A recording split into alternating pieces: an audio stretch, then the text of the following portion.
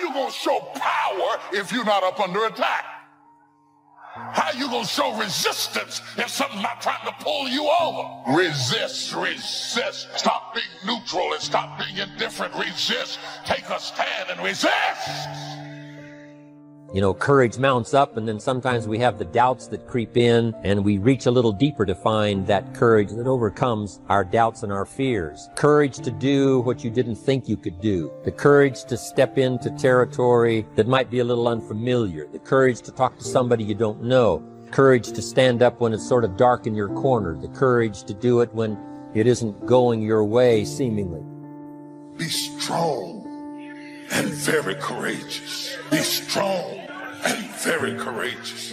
Be strong and be of good courage. Be strong and possess the land. Don't wait anymore. Don't think anymore. Don't plan anymore. Don't contemplate anymore. Don't make any more excuses or justifications. Don't rationalize anything else. No and no. Instead, be aggressive. Take action now. And what is the first action that you need to take? Take the step. Step aggressively towards your fear. And that step towards your fear is the step into bravery. Because we're scared of what we don't know. And there is only one way to learn and to know, and that is to confront that fear. You have to step. You have to go. And this simple action, this simple attitude, it answers so many questions. How do you change your diet? You step, you go. You step, you go. How do you overcome fear of failure or fear of success or fear of fear itself? You step.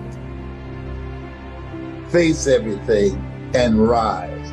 That's what a few people will do. The ones who will face everything and run, they've already gone to look at television and constant negative news and other drama stuff and go to bed fearful tonight. They won't even get a good night's sleep. This is for people that are positive, that are motivated, and that are hungry. I can't say this enough.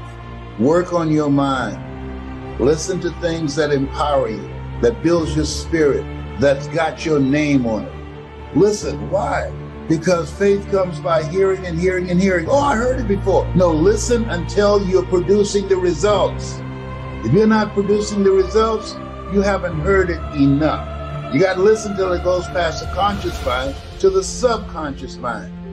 See, you need a coach, somebody that can see what you can't see.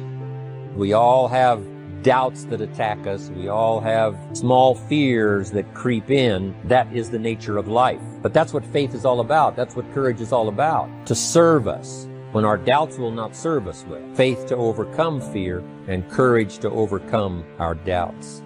That, of course, is the very essence of life itself. Because we all have this warfare going on. In our own body, the warfare between health and illness. The struggle is on. The struggle between light and darkness, the struggle between good and evil. We must drive the dark side of our nature into a small corner and let the positive side flourish. So self-control is certainly necessary to be a strong leader, so that you can become the best example of choosing wise words and not being careless, that kind of control. That once a person's mind is expanded with an idea, it can never be satisfied to going back to where it was. So some of you are going to experience a breakthrough. Some of you are going to go back and look at your dreams and brush them off. Whatever goal that you have in mind, I want that to be a goal that will challenge you, something that will make you stretch. What is it that you looked at some point in time and you decided that you couldn't do it, that you talk yourself out of it? Whatever it is, bring it back out there. How are you going to do it? That will come to you in due time. You've got to begin to take a look at your life and look at where are you right now? What are your strengths? What are your weaknesses? What gives your life a sense of fulfillment, a sense of joy? What is it that you could love doing 7 days a week? See, you don't get in life what you want, ladies and gentlemen. You get in life what you are, not what you want. You see, the good news is that we can always become more by working to develop ourselves. Think about that. I fought my way up. I fought to get to work. I fought to stand. I fought to carry on. I fought to live. I fought to get out the bed. I fought with my fears, my anxieties. I fought with haters, liars, backbiters, and betrayers. And many times I laid in the bed, I couldn't go to sleep because I was fighting with myself. I fought. Some people get it the first time they hear it. And then some folks got to go home and chew on it and think about it and turn it over in their mind. And sometimes it takes a year, 5 years, 8 years. You can't be impatient with the seed coming up because every seed does not come up at the same time. You have to be patient with the soil. You have to tend it. You have to take care of it. You have to make sure that when the seed is ready to be cast, that the soil is ready to receive it. I ask you to start that same journey. Let your new skills, new disciplines affect all of the rest. 6/7 of our life was to be devoted to labor and work, to produce a good family, to produce an enterprise. That's the essence of life in its best form first, is to be a producer. What is the reason for the seed and the soil and the sunshine and the rain and the seasons of life and its miracle? What's the reason for all of that? Here it is in a nutshell for your notes. To see what you can do with it. We've got books to read and we've got classes to attend and we've got, things to do and things to learn. And if you put it all together, you can have not only your health, but your fortune. Why not see what you can do with what you've been handed? As basic as seed and soil and sunshine and rain. Only God can create the sunshine, the rain, the seasons, the miracle of life. But here's what humans can do. Recreate those components into a harvest by planting the seed, reaping the rewards in the harvest. We call that recreation. To take your hours and your energy and your life and a bit of skill and actually recreate a career, a future, possibilities, fortune, recreate. I mean, really, how many years ago did you come up with what you could and couldn't do in your life? How many years ago? Most people, if they really look at how they're living their life today, it's based on a set of standards, a set of beliefs that they made choices about 10, 20, 30 or more years ago. I mean, very often we made decisions in our youth or very young about what to believe, about what we were capable of, about who we are as a person, and that becomes the glass ceiling, if you will, that controls us. I'll give you an example. Look at your physical body. Your physical body today is an absolute reflection of only one thing. Not your goals, not your desires, but your standards. Again, the strongest force in the human personality is this need to stay consistent with how we define ourselves. So when you begin to say, what is it that I want to leave? What contribution that I want to begin to make? What difference do I want to make in life? What chances I need to take? What risks do I need to begin to embrace? What fears do I need to step on? What areas of my life am I dead right now? What dreams? You can either live your dreams or live your fears. You have got to get to a point where you say, I'm sick and tired of living like this. There's got to be more. That's when people go out and strike out on their dreams. You don't always get your goals, but you always get your standards. Everybody in life gets their musts. They don't get their shoulds.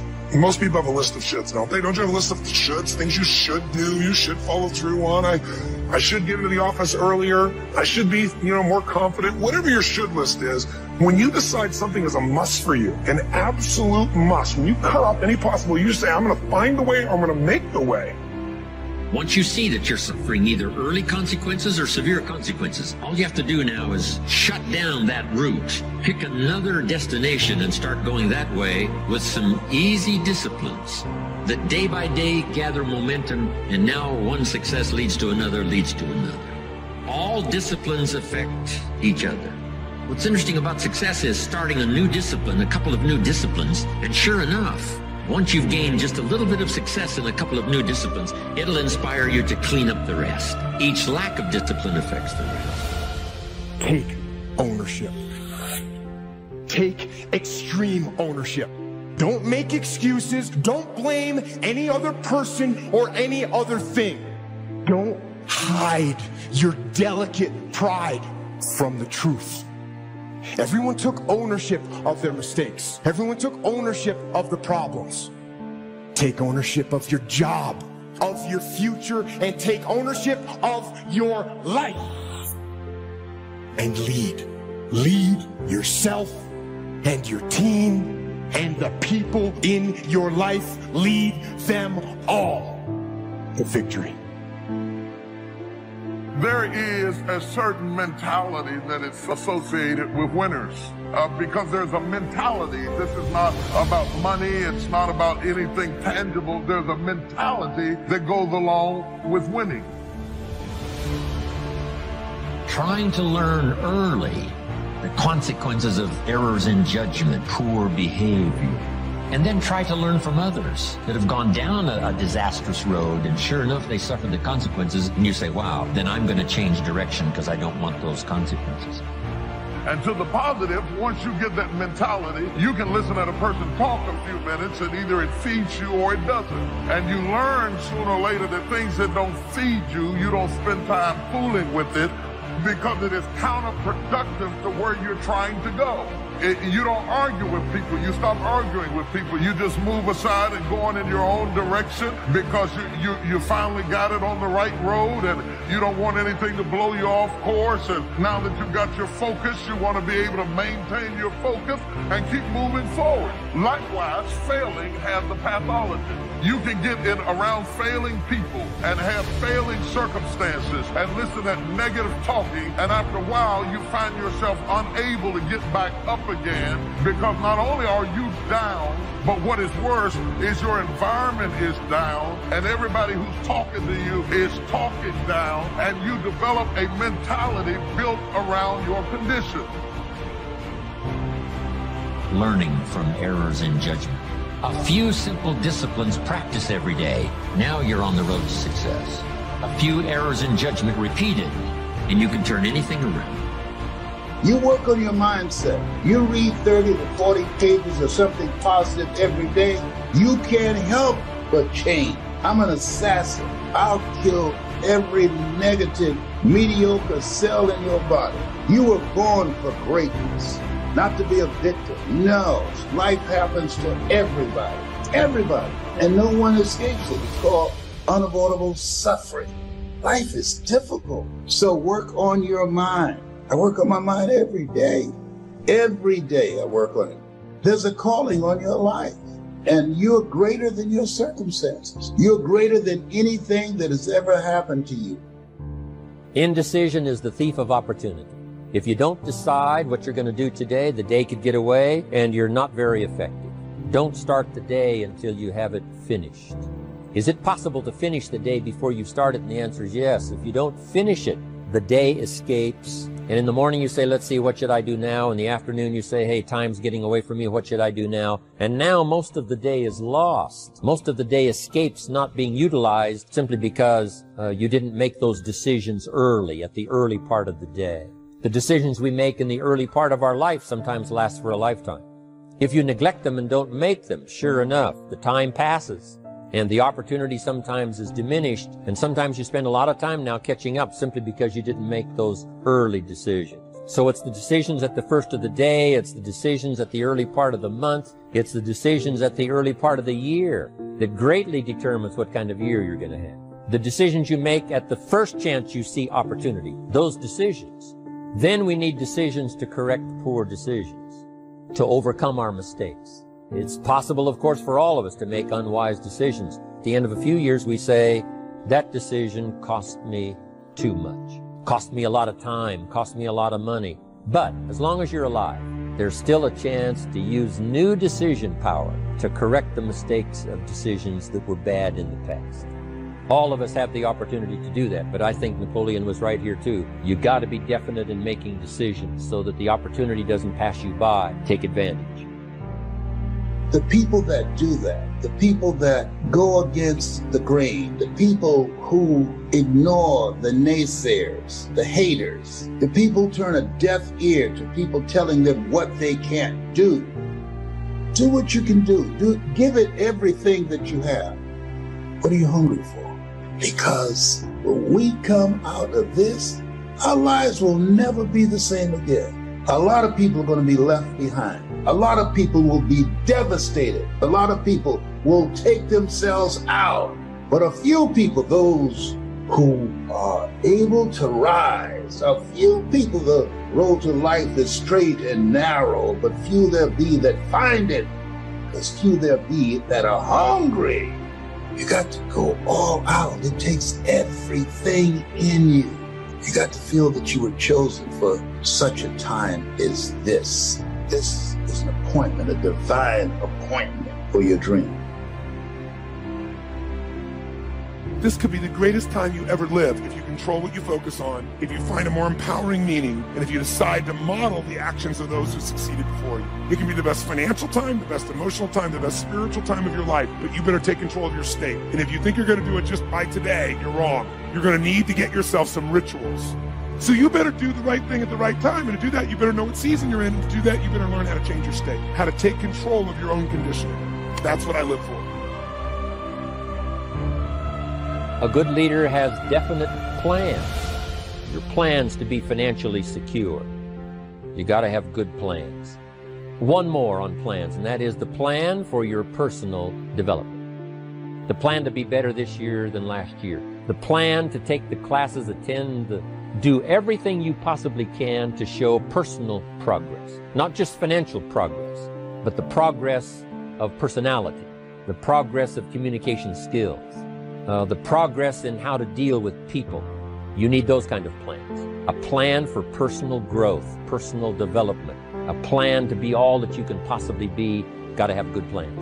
A good leader has the habit of doing more than what he gets paid for. What an incredible philosophy this is. It's what we call the service that you put out like seeds in the ground that doesn't bring the harvest immediately, but the harvest is yet to come. There's no secret to success. There's a system to success. The system works if you work it. If you don't work it, it won't work. But it works if you work it. And that's one 4-letter word that most people don't like, that most people won't participate in their own rescue.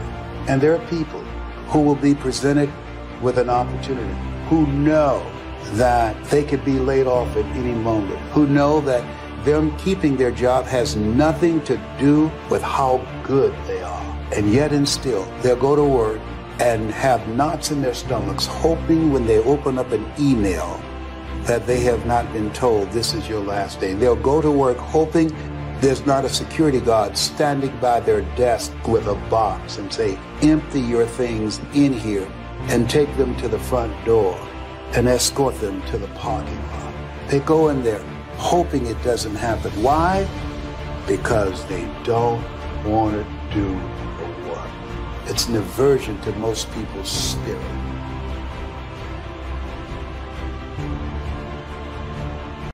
And when I came up before an audience, I was rusty. I could not get my thoughts together. I could not have the power, the kind of confidence that I needed in order to make it happen. You're going to need vision. What is vision? Vision is the ability to imagine life as you want it to be. If you haven't been good enough, that's okay. What is not okay is accepting that and doing nothing about it. You have got to do better each and every day. You have got to grow stronger each and every day. You have got to stop allowing things that doesn't concern you. Enough to hurt you and put you down because your depletion becomes something else. Because once you feel depleted and you're not realizing that maybe I'm just a little tired but I'm not dead, but you're focusing too much on the weakness and you're thinking because you're depleted you're done. Then maybe you are done, maybe you're not truly as strong as you think you are, maybe you don't really have that mental fortitude, maybe you've just been faking, maybe you're just not cut out for this. Because there's always people out there that are looking at you and waiting for you to fail, waiting on you to give up. So whatever you want to do, whatever idea that you have, the longer that you're sitting on that idea, you are either creating or you are disintegrating. If you're not using it, your skills are diminishing every day. I was on a television program the other day. A lady called in and she said, there's something I'd like to ask you. And I said, what is it? She said, well, I have this thing I want to do, but I've been unemployed. I lost my job for 2 years. I haven't been able to find a job. I don't have the money and I don't have the contacts and I really don't know what to do. I said, excuse me. I said, the fact that you don't have the money or the contacts really is not the issue. I said, what's the real issue? She said, what do you mean? I said, what's stopping you from doing what you want to do? She said, well, I don't know. I said, but if you did know, what would your answer be?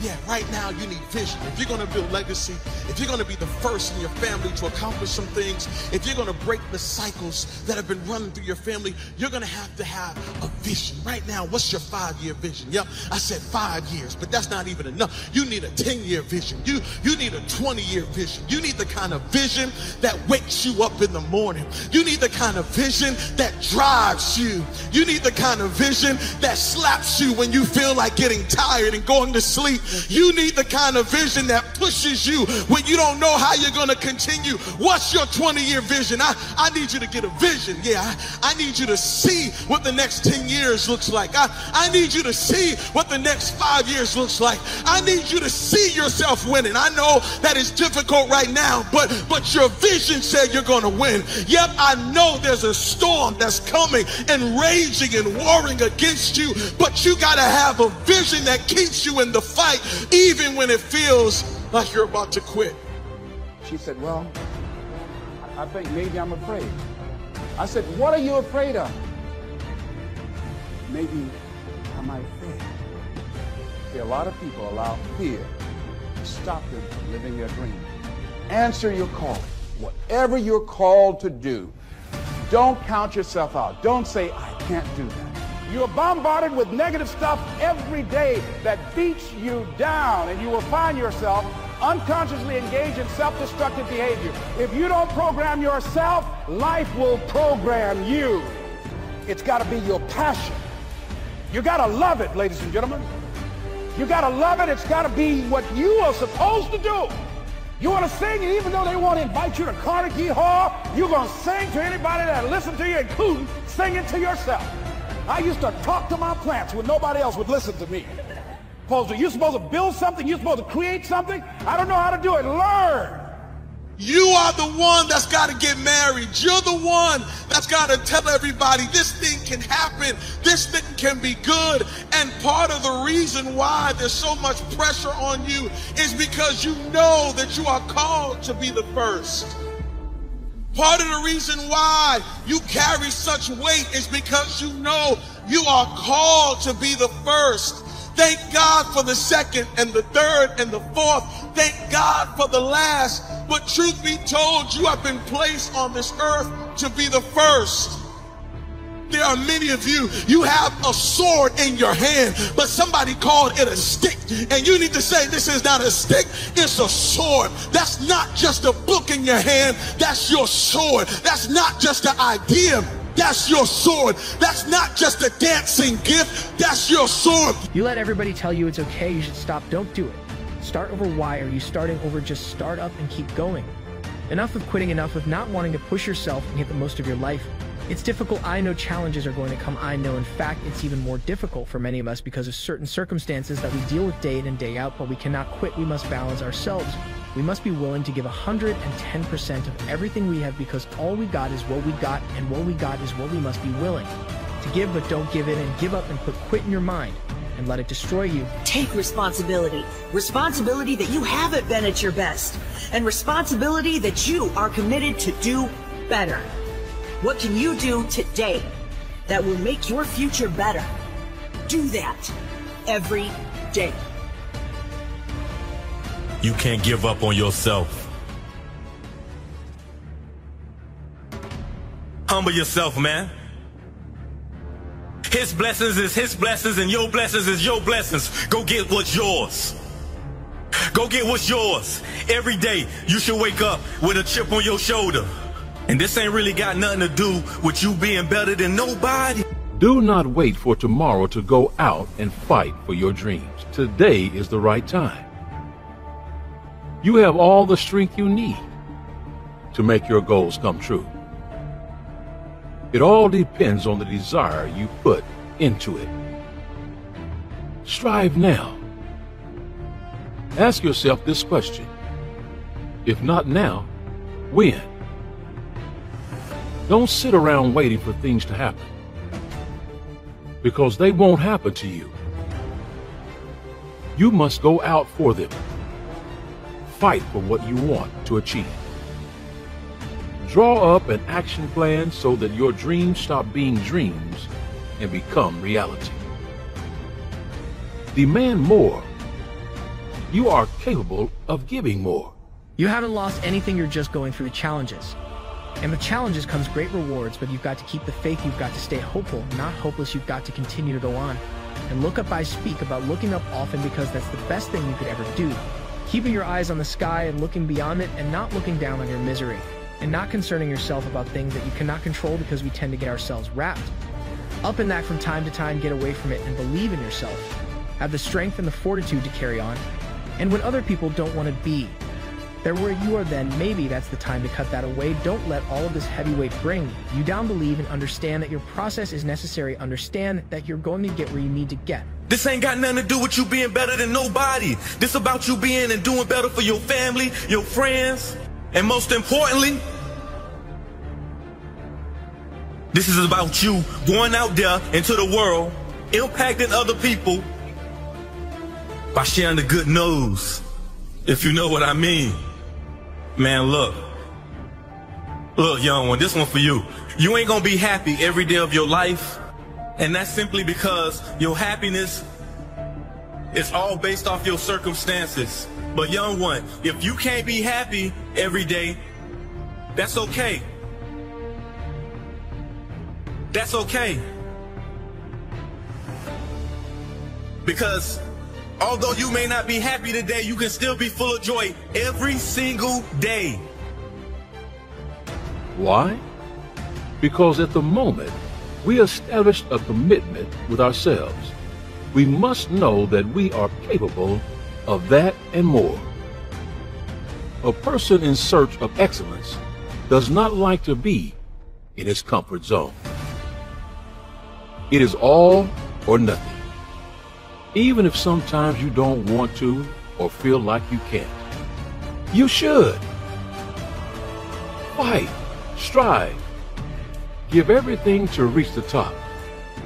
And when you arrive, you can enjoy the long-awaited reward. Achieve your goals. Trust yourself. Give yourself a vote of confidence. Believe yourself capable of winning this fight. Because only by believing in yourself can you achieve everything you set out to do. You got to be on top of your game, and you got to keep making moves, and you got to stay strong, you got to stay powerful, and you got to keep on moving. That's how you get to that level. Don't give up on your dreams. Don't give up on the possibilities. Stay strong, stay productive, stay powerful, and from the bottom of my heart, conduct your business. These are some difficult times, and many people have fell onto those difficult times, but it is the challenges that makes us great. The challenges is what builds us up. Each living human being that can hear my voice on this day, I need you to believe. Once again, I need you to understand that you are not done yet. Every struggle that you have been through, every hardship that you had to encounter, you did what must be done.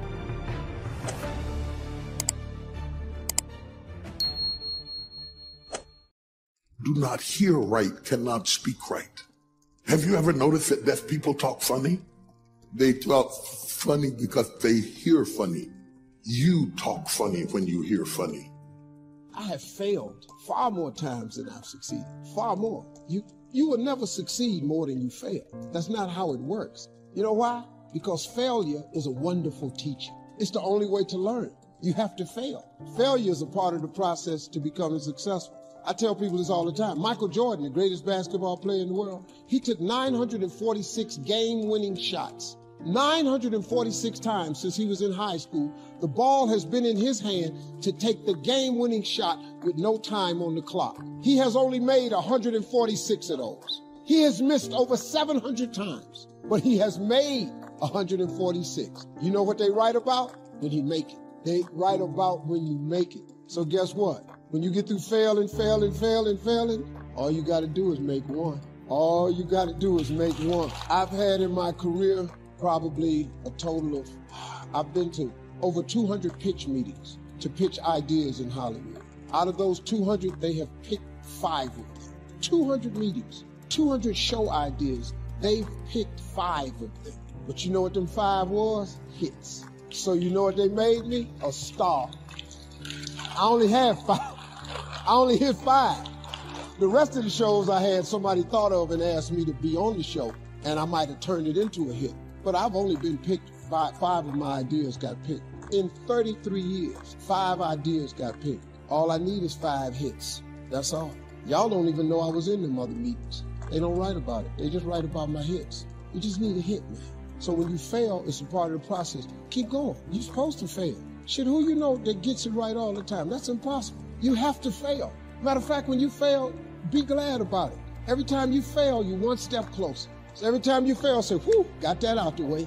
Go to the next one. Fail again, okay, I got 2 out the way. What's gonna happen is if you just keep swinging, you're gonna get a hit. A baseball player gets paid millions and millions of dollars for a 300 batting average. That means out of every 10 times he goes to the plate, he only hits the ball 3 times. They're millionaires. They only hit it 3 times. Man, please. While other people are giving up, feeling like victims, feeling powerless, becoming negative, turning on each other rather than to each other, feeling that they can't make it. Be ye not conformed to this world, but be ye transformed by the renewing of your mind with the mindset of that it's possible that we can save this generation. It's possible that we can create new industries, a new economy. It's possible that I can find a new profession, a new job. It's possible I can create a new life. And it's necessary that I become actively involved in becoming a positive force in my life and on the planet. And it's me, yes, it's you, it's all of us pulling together, working together to create this brand new future. And it's going to be hard. Easy is not an option. But if it's hard, we will do it hard. Whatever is required to snatch victory from the jaws of defeat. And it's worth it. Yes, it's worth whatever we have to do. And once we know that, it is done. It is done. It is done. So I say to you, whatever your dreams are, whatever you want to do, in the spirit of Jack, march forth. I know most people don't make definite plans, but don't let that be you. The guy says, well, you work where I work, but the time you get home, it's late. You've got to have a bite to eat, watch a little TV, and get to bed. You can't sit up half of the night and plan. And this is the guy who's behind on his car note. He's a good worker, hard worker, sincere. But I've discovered that you can be sincere and work hard all your life and wind up broke and embarrassed. You've got to be better than a good worker. You've got to be a good planner, a good goal setter. You've heard the old saying, the people who fail to plan are planning to fail. It's true. So work on your plans. Put yourself in the top few percent who put this power to work for themselves. Writing your goals down also shows you are serious. And to do better, you must get serious. You don't have to be grim, but you do have to be serious. Hey, everybody hopes things will get better, but remember, the future does not get better by hope. It gets better by plan. And hope unaided by clear plans can finally become an illness. There's a Bible phrase that says, hope long delayed makes the heart sick. It's a sickness. I used to have the illness known as passive hope. It's bad. And there's one that is even worse, and that is called happy hope. That is really bad. The man is 50, and he's broke, and he's still smiling. I'd like to share with you some further observations I've made on goal setting. Understand that your goals, whatever they are affecting you all day long. Your goals affect your handshake, your attitude, how you feel. Your goals affect how you look, how you dress, how you walk, how you talk. All day, every day. Your personality, conversation, activity. It's all affected by your goals. I asked a man one time, what are your goals for this month? And he said, if I could just scrape up enough money to pay these lousy bills. That was his goal. Hey, I'm not saying it isn't a goal. It is, but it's such a poor goal. It certainly isn't inspiring. You don't jump out of bed on Monday morning and say, oh boy, another chance to go out and scrape up the money to pay these lousy bills. The point is that goals should be fun. They should be big, challenging, rewarding. They should allow you to grow. Remember, too, that the major purpose of having a goal is not just to acquire the goal. The major reason for setting goals is to compel yourself to become the person it takes to achieve them. In other words, attaining the goal is of secondary importance. What's far more important is what you become in the pursuit of it. The greatest value in becoming a millionaire, for example, is not the $1 million. The greatest value is the skills, the knowledge, the discipline, and the leadership qualities you acquired in becoming a millionaire. It's the experience you acquired in planning, development, strategy.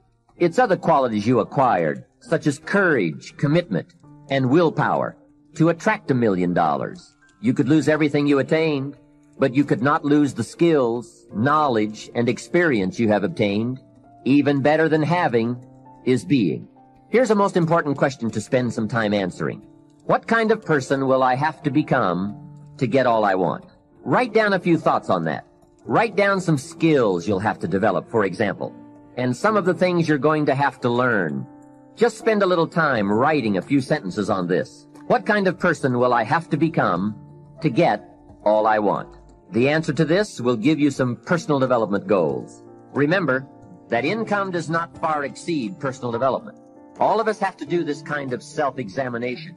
I have to look at my own life and say, well, here's what I want, but am I willing to become what it takes to get what I want? If I'm too lazy, if I don't want to learn, read, study, and grow to become that kind of person, then I cannot attract what I want.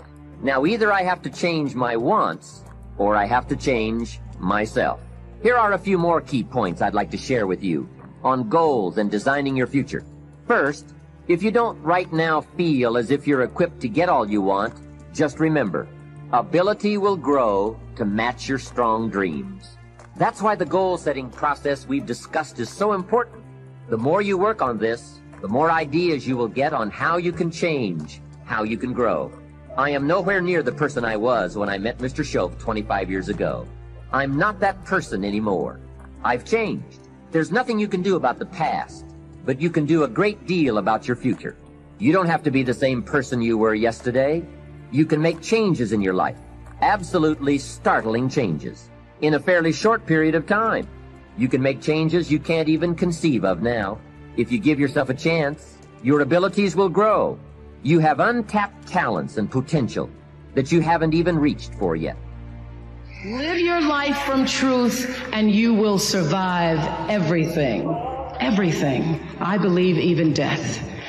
You will survive everything if you can live your life from the point of view of truth. You will be wounded many times in your life. You'll make mistakes. Some people will call them failures. But I have learned that failure is really God's way of saying, excuse me, you're moving in the wrong direction. It's about opening your space, your heart space, so that you can love more. You know, that's really all money is for. Money's worth nothing if it can't buy you the opportunity to love more. For me, luck is preparation, meeting the moment of opportunity. There is no luck without you being prepared to handle that moment of opportunity. And so what I would say for myself is that because of my hand in a hand and a force greater than my own, I have been prepared in ways that I didn't even know I was being prepared for. I'm always connecting to an idea. I'm always asked, why am I making this? Why? So I'm putting this out in the world. Why? What I realized is that the only sustainable mission throughout your whole existence is to improve lives. And as soon as I made the shift in my mind from trying to be big and trying to have money and trying to be popular to making sure that I improved lives every step of the way on this earth, then all of a sudden I started experiencing healing. If you're scared, you're not going to take the chances that you need to take to realize your dreams. And that was the thing for me. I don't mind being scared, but I'm still going to do it. Life is hard, right? Like, yeah, you might get hurt. It's like, you know, your heart might get broken, you know? It's like you might lose your job, but you still gotta commit, you know? You gotta commit, right? You know what I mean? You know, you meet somebody and hey, you know, you like her and she likes you and you're hesitating. Don't hesitate. Go. Commit. You gotta commit. You know, you might get hurt, you might lose something, but it's like you can't experience the joy that is intended for you in life if you don't go. The dreams that I have is I want to be valuable. Like, I want to be valuable to humanity. I want to, you know, I haven't totally found my calling as of yet, but I want my life to be of value to as many people and in as many ways as possible. And understanding that really changed the meaning of my life, in that I was no longer driven by what other people wanted me to do, but took charge of my own destiny, making choices based upon what do I feel is the next right move for me. As that shift happens in you, you'll be feeling the world by it. You'll be embraced by it. Now I'm always at the beginning. I have a reset button, and I ride that button constantly. Once that button is functioning in your life, there's no story that the mind could create that will be as compelling.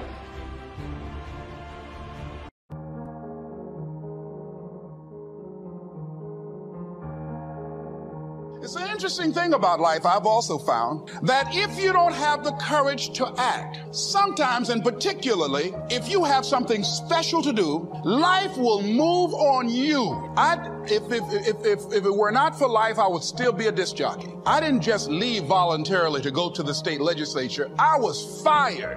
I was working on a job, and I came home one day. I was married at the time, and I told my former wife, I said, that guy Bert I work for is stupid. She said, if he's so stupid, why does he sign you a paycheck? Now, you see why I divorced her, right? I couldn't stand her. That night, I could not sleep well. Here was a guy that was controlling my life. I was going through all kinds of changes because this man controlled my paycheck. And it was Carlyle who said, truth crushed to earth shall rise again. Winston Churchill said, the truth is incontrovertible. Malice may attack it, ignorance may deride it, but at the end there it is. And we know scripture that says, ye shall know the truth, and the truth shall set you free. And the truth that I had to come to grips with, that I wasn't in charge of my destiny. The truth was that I wasn't giving all that I had. The truth was that there are some things that I wanted to do, but I didn't have the courage to act on those things. And the truth was that Bert Childs was a blessing to me. He made life so miserable for me,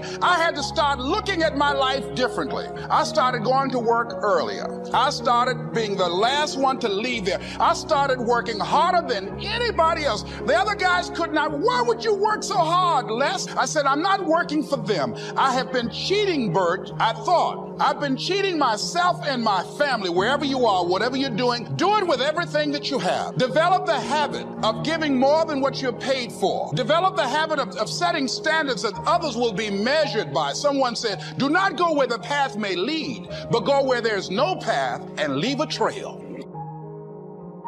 You know, we live in a world where opposites are in conflict and we're in the middle. There's the pull to do good and the pull to do evil, to do what's right, or the pull to cross the line. That bit of warfare goes on even in our own head, our own consciousness. When I was a little kid growing up, I remember this cartoon of a little boy, and it showed this little boy with a little devil on one shoulder and a little angel on the other shoulder. The little devil said to the little boy, go ahead and do it. It'll be okay. It'll be fine. Go ahead, go ahead. Little angel saying, no, no, no, don't do it, don't do it. Little devil said, yes, go ahead. Little angel voice, no, no. And I guess that's part of our life experience. It's part of the adventure. The old prophet said, love good and hate evil. And if we become educated in that way, knowing when the voice of temptation is not the right road to take, we make some better choices. When I got up this morning, a little voice said, you really don't have to do your exercises today. You could skip today. You've got some work to do. And I got in at about 1 o'clock this morning on my airline flight from Colorado Springs. But as recently as this morning, the little voice said, you don't have to do them this morning. But I well know that if I postpone a day, sure enough, I've got to make up for it somewhere. Maybe do a modified version if I don't have quite enough time, but don't let it just go. But we all have that. You know, that's fairly constant, what voice to listen to. I guess part of the answer is not to become a victim of yourself. Beware of the thief on the street that's after your purse, but also beware of the thief in your mind that's after your promise. The little thief in your head that says, you're too tall, you're too short, you've never done it before, it's not going to happen for you. Others can find this book, you can't find it. If you found it, you probably wouldn't read it. If you read it, you probably wouldn't understand it. This is a constant bit of warfare going on inside of our head. So we all have to deal with that. But what I call that in these experiences is the great adventure.